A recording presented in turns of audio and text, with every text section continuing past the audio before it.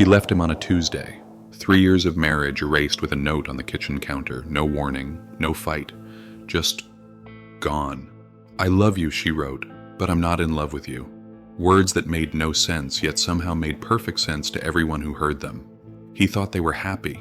He believed their connection was different, deeper, real. He was wrong. But why?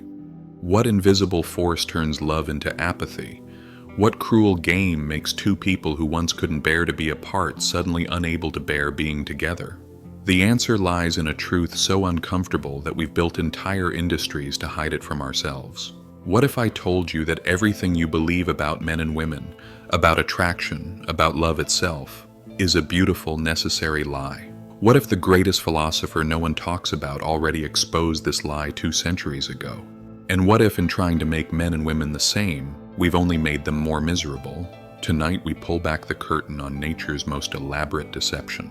Before he became known as philosophy's darkest voice, Arthur Schopenhauer was just a boy watching his father drown in the canal behind their home. Suicide, the final escape from a life of melancholy. Before he wrote about women with such notorious bitterness, he lived with a mother who treated emotional connection like a liability, who moved on quickly after his father's death, who made him feel like an inconvenience rather than a son. When Johanna Schopenhauer chose to build a new life as a celebrated novelist after her husband's death, she left her son behind, not physically, but emotionally. In her salon, surrounded by admirers, she had no time for a brooding boy who reminded her too much of the husband she'd already replaced in her heart. His philosophy wasn't born in lecture halls. It was carved from rejection, by his mother, by society, by every woman whose affection he sought. When he wrote that love was merely nature's trick, that women were incapable of genius, he wasn't creating theory. He was transcribing wounds. "I have not yet seen a woman who could think," he wrote, "but behind those words hides the unspoken. I have not yet seen a woman who could love me." You know these wounds too, don't you? The confusion when someone who claimed to love you suddenly doesn't. The emptiness when passion cools without explanation. The quiet suspicion that something ancient and unconscious is pulling the strings behind every relationship. You're right to be suspicious. Look at your phone, right now. How many dating apps do you have? How many hours have you spent swiping, messaging, hoping? Michael is 37, makes 6 figures, owns his home. By every modern metric, a catch.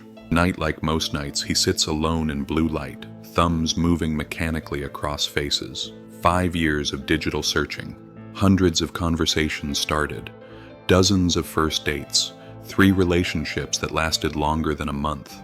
What am I doing wrong, he asks himself. The answer, nothing and everything. Because Michael believes the lie we've all been told, that finding love is about compatibility, about shared interest and values.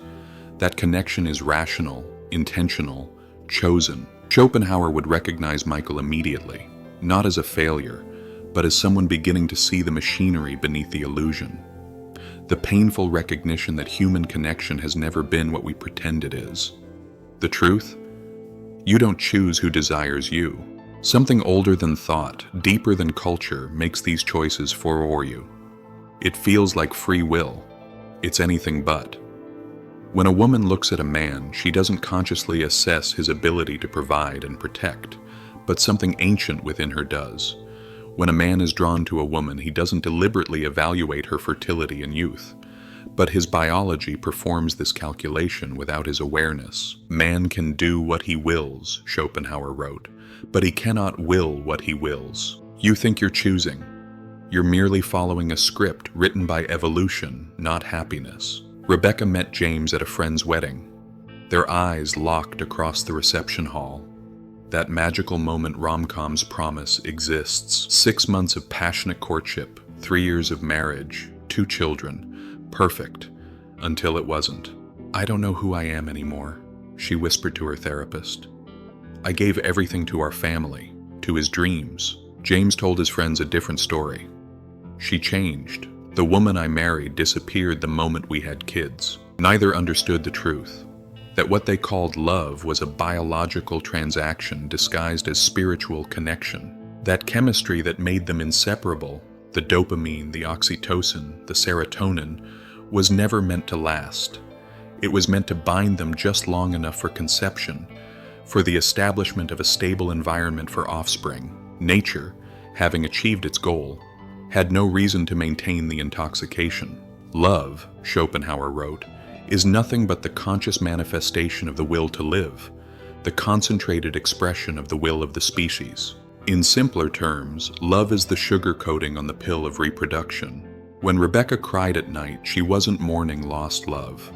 She was mourning the version of herself that James's attention had allowed her to believe in. When James drank too much after work, he wasn't drowning temptation. He was sedating the ancient male drive that had completed its mission and now restlessly sought new conquest. This isn't failure, it's design. Feel the discomfort of this truth. Sit with it, because only by seeing the cage can you begin to find freedom within it. Power wears different faces. History books tell us about kings and conquerors, about men who ruled through force and decree. What they don't tell us is how women shaped these men, these decisions, these empires, not through command, but through influence. Schopenhauer didn't dismiss female power. He recognized its different nature. While men seek power through direct action and control, women achieve it through emotional leverage, social intelligence, and carefully crafted influence. Men are the ones who act and perform, he wrote. Women are the ones who observe and influence through their observations. Consider Josephine Bonaparte. While Napoleon conquered nations, she conquered him, shaping his decisions, his alliances, his perception of himself. Her weapons weren't armies, but understanding, not force, but insight. Behind every great man, begins the saying. But it misses the point. Women aren't just supporting men from behind. They're directing the current from below, invisible but essential. In the boardroom, a man raises his voice to make his point. A woman changes her tone, reads the room, and achieves the same result without the resistance. In relationships, he demands. She suggests in ways that make him believe the idea was his own. This isn't manipulation. It's adaptation to a world where direct power was historically denied. It's effectiveness over ego. She never raised her voice, she never had to. Power doesn't always speak. It whispers. The queen may not move like the king on the chessboard, but she's still the most formidable piece in the game. Watch children at play. Boys build towers to destroy them. Girls create stories about relationships. Not because of toys marketed to them, not because of parental influence, but because of something written in their very cells. Schopenhauer observed that men and women relate to time differently. Men live for what could be, for achievement, for legacy, for transformation. Women master what is, the immediate, the relational, the secure. He's building an empire while she's building a home. He's chasing immortality while she's ensuring survival. He sacrifices the present for the future. She anchors the future in the present. Neither approach is superior. Both are necessary. Together they created civilization. But there's a price for this division of purpose. He will never understand why security matters more than glory to her. She will never feel the restlessness that drives him to risk everything for achievement. He is a ship chasing the horizon. She is a lighthouse keeping the fire lit. Their greatest mistake? Expecting the other to see the world through their eyes. Your greatest mistake? Believing these differences are imaginary. Society tells us a beautiful lie, that men and women are the same beneath cultural conditioning, that any differences are constructed, not innate. This comforting falsehood promises equality through sameness. In Schopenhauer's time, women were told to be more like men if they wanted respect. Today, men are told to be more like women if they want connection. Both messages miss a fundamental truth. Equality never required sameness. The modern world insists gender is entirely social, that with the right conditioning, men and women would think, feel, and behave identically. Schopenhauer called this what it is: a denial of nature itself. Men are by nature merely indifferent to one another, but women are by nature enemies, harsh, perhaps. But consider how women compete with other women, not for achievement but for attention, not for territory but for connection. Consider how men compete with other men, not for relationship but for status, not for security but for dominance. Different games, different rules, same intensity. When we pretend these differences don't exist, we create confusion, not clarity. Men try to connect like women and feel inadequate when it doesn't come naturally.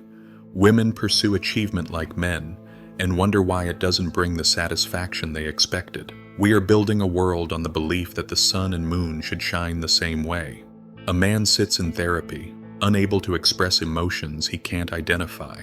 A woman climbs the corporate ladder, achieving everything she thought she wanted, yet feeling strangely empty. Both victims of the same delusion, that happiness lies in denying their nature rather than understanding it. This isn't a call to return to rigid roles. It's an invitation to authenticity, to recognize that different doesn't mean unequal, that complementary doesn't mean hierarchical.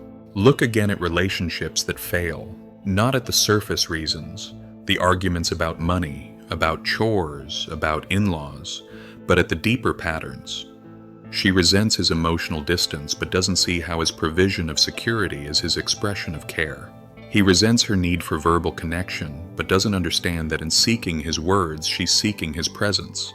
They're speaking different languages, then blaming each other for not being understood. When Schopenhauer wrote that women are suited to being the nurses and teachers of our early childhood, precisely because they themselves are childish, foolish, and short-sighted, he wasn't seeing clearly through his own wounds. But beneath the bitterness lies an observation worth considering, that women's orientation toward the immediate, the emotional, the relational, serves a critical purpose in human development. Similarly, when he claimed that the fundamental fault of the female character is that it has no sense of justice, he failed to recognize that women's tendency to prioritize care over abstract principle isn't weakness. It's a different moral framework, one essential for human connection. His mistake wasn't in seeing difference. It was in assigning hierarchy to that difference.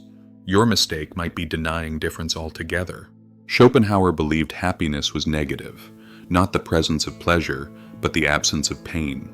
Perhaps love is similar, not the presence of intoxication, but the absence of illusion. Real love begins when romantic love ends, when the biological imperatives have been satisfied and something more conscious can take its place. Not blind passion, but open-eyed choice. Not projection, but acceptance. Marriage is a trap set by nature, Schopenhauer wrote. But perhaps the trap is only for those who don't see it coming. What if the discomfort you feel reading these words isn't rejection of truth, but recognition? What if that hollow feeling in your chest right now isn't sadness, but relief? The relief of finally understanding why connection has felt so elusive, why relationships that promised everything delivered so much less. The cage doors are open, but freedom requires seeing the cage first. He sits alone now, the note still in his hand. I'm not in love with you anymore. Words that once seemed cruel now appear honest, an admission that the biological imperative has run its course. She lies awake in her new apartment, wondering why leaving the man who gave her everything still feels like the right choice, not understanding that her dissatisfaction comes from within, not from him. Both puppets who glimpsed their strings but couldn't cut them. But you can see the full play now. You can recognize the ancient drama you've been acting in without a script. You can understand that your dissatisfactions, your longings, your confusions about the opposite sex were never personal failings. They were nature working through you. And nature cares nothing for your happiness. But now that you know this, now that you see the mechanisms beneath the emotions, you have a choice that Schopenhauer never fully embraced. You can transcend biology without denying it. You can build connections based on awareness rather than illusion. You can stop blaming the opposite sex for being exactly what nature designed them to be. The brutal reality isn't that love is a lie. The brutal reality is that real love, conscious, chosen, clear-eyed love, only becomes possible when the biological illusion of love falls away. Everything that's felt like failure in your relationships has been preparing you for this understanding. The question is, now that you see the truth, what will you do with it?